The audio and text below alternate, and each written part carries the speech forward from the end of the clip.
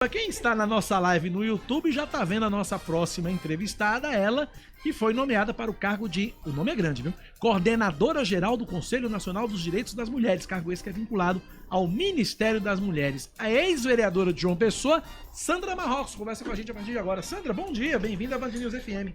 Bom dia, Cacá, você tá lindo, viu? Bom dia, obrigado, Cláudia. olhos, Sandra. É um prazer imenso. Sua. O exame tá em dia, o exame de vista? Tá topástico. Tá certo. Saudar, né, todas as pessoas que estão ouvindo o rádio, que estão acompanhando e também estão fazendo ao vivo aqui no meu Instagram. E é isso, estou aqui para conversar com vocês. Agradecer a acolhida de sempre. Duas perguntas em uma. Esse cargo é aqui em Brasília. E segundo, o que é que você vai fazer? Esse cargo é em Brasília, né? Desde março, aliás, desde fevereiro que a gente começa toda a interlocução via Secretaria Nacional de Mulheres do PSB. E eu já quero agradecer a querida companheira Dora Pires, secretária nacional de mulheres do partido. Amanhã ela vai estar aqui em João Pessoa, vai ter um fórum de mulheres de partido. E colocar que eu fui em março, né, dia 9 de março, eu fui para a reunião da Executiva Nacional do PSB, da qual sou integrante, e fui para uma conversa, né, tive uma audiência com a ministra Cida Gonçalves, que me acolheu. Assim, Cida é fantástica, sabe? Uma mulher assim, eu disse, Cida é gente igual a gente, é muito bom entrar na sala dela e perceber que a gente tá com as pareias, né? E aí conversei com ela e aí a gente foi pactuando, né? Na verdade, eu fui nomeada na coordenação do Conselho Nacional de Mulheres, mas a gente tem uma pactuação, né? Eu estou esperando falar com a ministra hoje, mas já falei com a Carme Foro, que é uma das secretárias. Ela é secretária nacional de articulação política e eixos temáticos, né? Carme me liga o mês passado, né? Colocando que recebeu o meu currículo da ministra e que gostou demais, né? E eu já agradeço. E queria que, paralelo também, eu assumisse o eixo educação lá. E assim, se isso se concretiza, né? Vai ser maravilhoso. E o que é esse cargo? Traduz pra gente qual é a atribuição dessa coordenação do Conselho Nacional das Mulheres. Olha, na verdade, que é os isso? conselhos, né? É o espaço, assim, para mim, um dos espaços mais preciosos. Porque o conselho, ele formula a política pública, ele avalia e ele aprova, né? Todas as políticas públicas, e a gente teve com o governo do Inominável, né? Todo um desmantelamento dos conselhos, inclusive não, no caso das mulheres, não só o conselho, como o Ministério das Mulheres deixa de existir, né? E com a eleição do querido companheiro Lula, Maria, bom demais, ele reestrutura o Ministério, cria a secretaria e, naturalmente, a gente vai estar reestruturando todos os espaços. E o conselho é esse que organiza as conferências, que dialoga com os estados. Ou seja, eu estou muito feliz, mas vou aprender, né? Vai ser um aprendizado. Apesar, eu estudo a política, né? Eu sou mestra em serviço social, inclusive eu pesquisei, né? O ano passado eu defendi o mestrado e o tema é uma lei de minha autoria, né? Que é a Lei Marielle Franco, que ensina as noções básicas da Lei Maria da Penha nas escolas em João Pessoa. Então, assim, eu tenho clareza, estou falando sem modéstia, mas com muita tranquilidade. É a sua área de atuação, minha área de né? atuação, né? Eu tenho formação técnica nessa temática. Eu sou militante, porque eu sou feminista, desde que me descobri enquanto feminista há muitos anos. Ou seja, eu estou preparada, mas o aprendizado é cotidiano, né? É algo novo. Vou estar lá em Brasília, vou estar vindo muito para João Pessoa também, espero, porque além de deixar, né, isso, estava dizendo para a Solange, oh, meu Deus, deixar meu filho, né, ele tem 17 anos, eu tenho um outro de 28, mas Gabriel tem um pai maravilhoso. Lógico que eu gostaria muito de estar na Paraíba, mas vocês são testemunhas do que aconteceu. Era isso que eu até ia perguntar, porque aí você tem dois momentos no PSB, né? Um em que você estava prestes a começar uma reunião do partido e foi informada que não era mais presidente. Então isso foi um baque. Sim. Mas aí o PSB também lhe indica para um cargo no governo federal. Então como é que é o seu sentimento intrapartidário? Montanha-russa, Olha né? só, em relação ao PSB da Paraíba, eu acho que cabe, eles sabem o que cabe, e são eles mesmos, sabe? Eu não quero nem falar nem nome de ninguém, eles sabem exatamente o que aconteceu. A Paraíba sabe, a cidade de João Pessoa sabe, né? Eu estava começando uma reunião, não tinha motivo algum para acontecer aquilo, e de repente eu sou destituída e uma comissão hegemonicamente de homens. Todos os cargos de direção da nova comissão provisória do PSB de João Pessoa são homens. Tem 3 mulheres lá, mas como membro. Então já quebra uma regra estatutária, né? Porque você tem que ter a gente, inclusive, defende a paridade nos cargos. Mas, naquele momento, eu sou da Executiva Nacional e eu sou representante da Coordenação Nordeste na Secretaria Nacional de Mulheres. Então, acho que vocês acompanharam. Teve uma nota de solidariedade assinada por todas as mulheres do país inteiro. O companheiro Carlos Siqueira me liga, a gente conversa. Então, assim, eu sei que a atribuição de compor as comissões provisórias aqui no estado da Paraíba é da presidência estadual do partido, lógico. Não foi isso. É tanto que desde o dia 27 de novembro que eu tentava conversar com o presidente estadual, dizendo, olha, vamos sentar, a gente precisa pensar como é que vai ser reestruturado o PSB. E eu não sei porquê, né? Eu pergunto até hoje, fizeram essa loucura. Você não teve nenhum contato com o Gervásio desde essa época? Não, eu tive um contato com o Gervásio desde que passou-se o primeiro turno, né? A gente não se fala mais, né? Eu tento conversar com eles sobre o WhatsApp, tento várias reuniões. Quando a gente foi lá para a reunião, dia 9 de março, da Executiva Nacional, da qual ele e o governador somos integrantes, né? Eu mandei uma mensagem para ele, disse, esses foram os encaminhamentos da última reunião do Diretório Municipal, ele fez ok. E aí eu insistentemente, né, mandava dizer que a gente precisava conversar, mesmo porque eu vinha sentando com vários companheiros, entre eles o companheiro Isidro, né? Que foi candidato a deputado federal. Do Sindifisco, sim, Manuel Isidro. Entre eles, o Anselmo Castilho participou de todas as reuniões e naquele dia que a reunião ia acontecer, eu ia dizer, olha, eu chamei todo mundo. O primeiro convidado foi o presidente estadual, depois o atual presidente, né, do PSB, e todas as pessoas foram, porque eu ia dizer, olha, gente, eu estou na direção nacional, eu inclusive dizer, né, a gente está nessa interlocução para compor o governo federal, então eu queria dizer que eu não vou ter mais condições de ficar na presidência do PSB, mas eu gostaria de continuar na direção. E vocês têm que fazer essa pergunta para eles, sabe? Porque eu não entendo até hoje. Então, meu sentimento com o PSB da Paraíba, ele precisa ser, de fato, restabelecido, né? Porque a forma desrespeitosa com que eu sou tratada não é Sandra. É minha história e as mulheres. Agora, com a Alguém Nacional... do PSB da Paraíba lhe ligou de ontem para hoje, depois dessa nomeação, Sandra? Dirigente? Só Anselmo Castilho, mais ninguém. Eu não consigo mais marcar o Instagram do PSB estadual. Eles me bloquearam.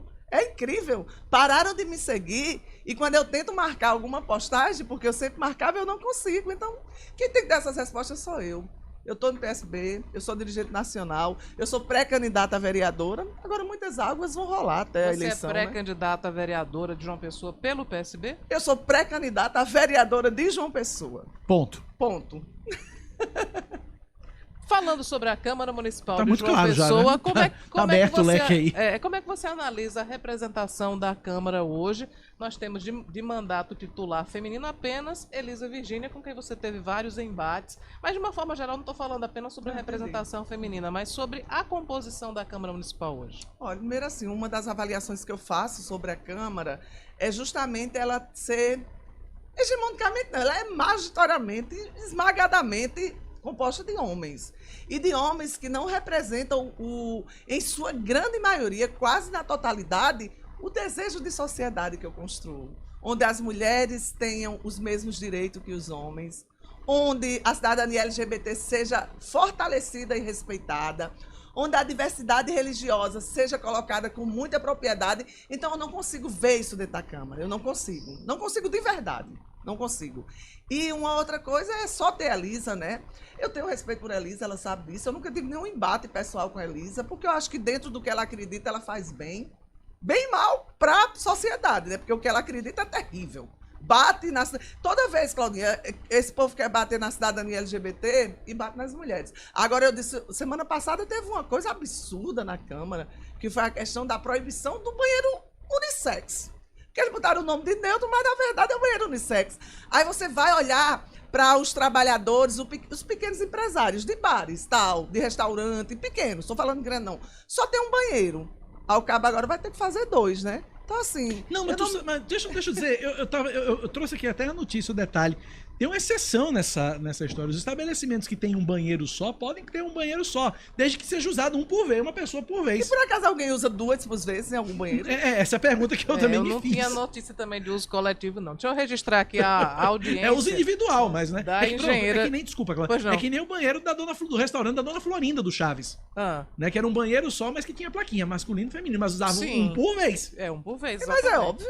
Isso é óbvio. Então eu queria registrar aqui a audiência da engenheira, diretora nacional da Mútua, Juscelia Figueiredo. Maravilhosa. E tá mandando um abraço para você, dizendo que você é uma grande guerreira. Também registrar aqui a audiência do Marquinhos dos Bancários.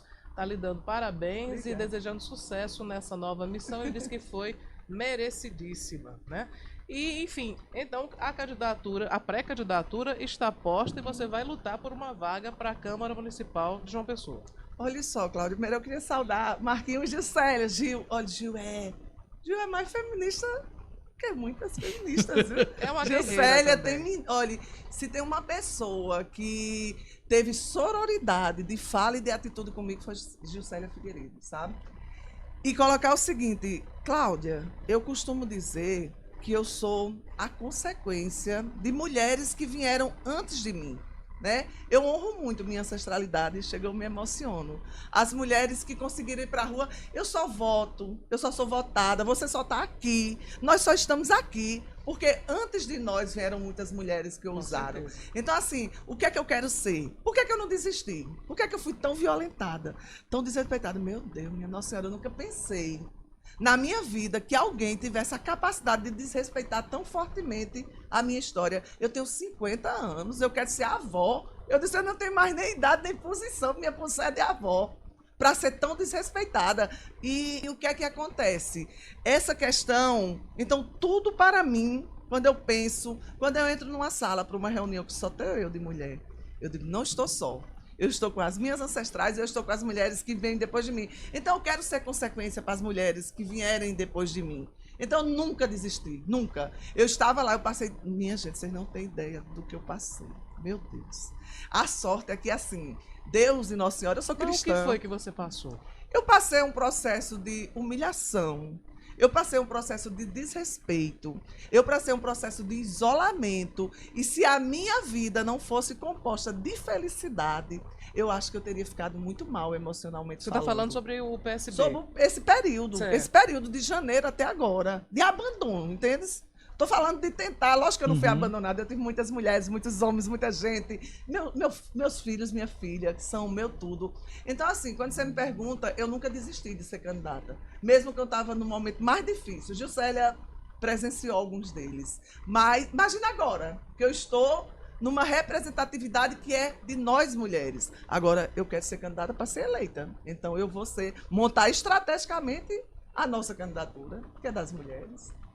Muito bem, agora são 10 horas e 33 minutos. 33 minutos, podemos também seguir. A audiência de Lucas Gutierrez está também parabenizando Sandra Marrocos, dizendo que você é muito competente e que a nomeação foi merecida demais.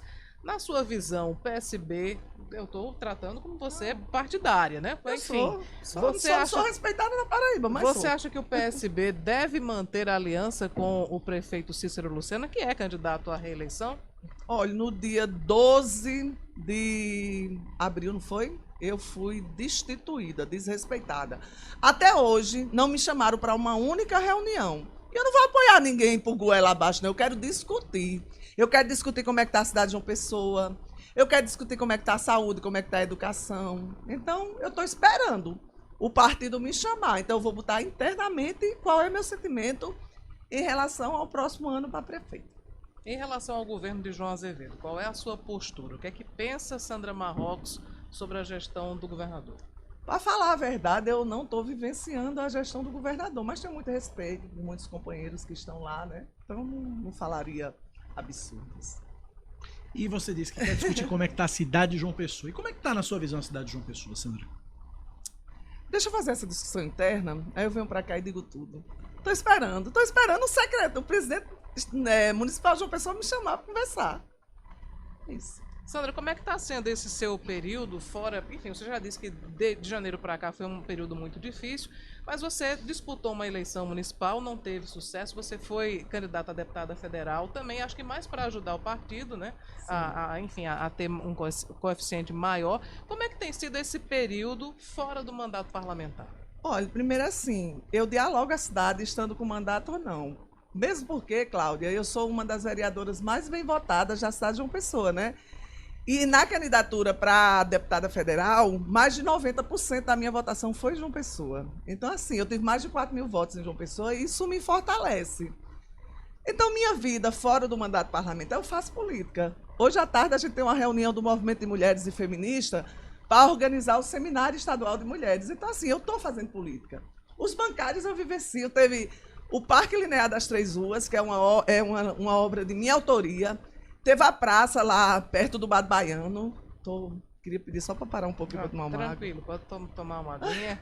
Sandra Marrocos conversando com a gente. Aliás, eu acho que teve até emenda sua que o prefeito Cícero Lucena colocou em prática, não foi isso? Sim, eu queria inclusive dizer que ele foi muito justo, né? Para você ter ideia, na inauguração do Parque Linear, da obra de serviço, eu não podia ir porque eu estava candidata a deputada e ele gravou um vídeo, né? Gravou um vídeo, eu postei nas redes sociais. Então, assim, o que é que eu quero dizer para vocês? Eu tenho uma avaliação que a gente precisa discutir a cidade. A gente precisa ver como é que está o orçamento democrático. Eu não vejo de verdade uma participação efetiva da sociedade nas decisões da cidade. Isso. Em relação à questão das candidaturas femininas, nós tivemos nas eleições passadas assim, muitos problemas em relação ao desrespeito à cota de mulheres. Teve muita gente que, inclusive, teve mandato cassado, porque o partido usou candidaturas laranja apenas para preencher, né, as vagas que deveriam ser das mulheres. Como é que você analisa isso e qual é a sua preocupação, enfim, o seu sentimento em relação às próximas eleições? Olha, colocar o seguinte, gente, eu saí para comemorar ontem, tô meio assim, viu? para dizer o que é que Sandra tem, todo mundo já me conhece. Por isso que é muita água, né, Sandra? Por isso que é muita água. E aí, o que é que... Você quer um cafezinho também, Sandra? Seria bom. Leandro, vamos providenciar o cafezinho aqui para Sandra Marrocos. E aí, o que é que acontece, Cláudia? Esse tema, para mim, Cacá, ele é muito precioso, né? Porque foi a luta das mulheres. É a luta das mulheres que garantiu inicialmente um percentual de 30% nas chapas, né? Nas candidaturas. E naquele momento não era obrigatório, né? Era obrigatório, mas os partidos terminavam descumprindo porque não tinha nenhuma retaliação inicialmente. Depois a gente consegue garantir que a cota seja obrigatória e o partido que não cumprir, ele seja penalizado, e depois a gente consegue ir além, que a gente tenha um recurso direcionado do fundo eleitoral para as candidaturas, né? 30% para as candidaturas, de tempo de rádio e TV também. Então, assim, é uma luta das mulheres, e quando você vê sendo completamente desrespeitado, sabe? É algo muito preocupante, E, assim, em nenhum momento eu me calarei diante disso. Eu sou candidata das cotas. É isso que eu sou, porque as cotas... Cláudio, o que é cota?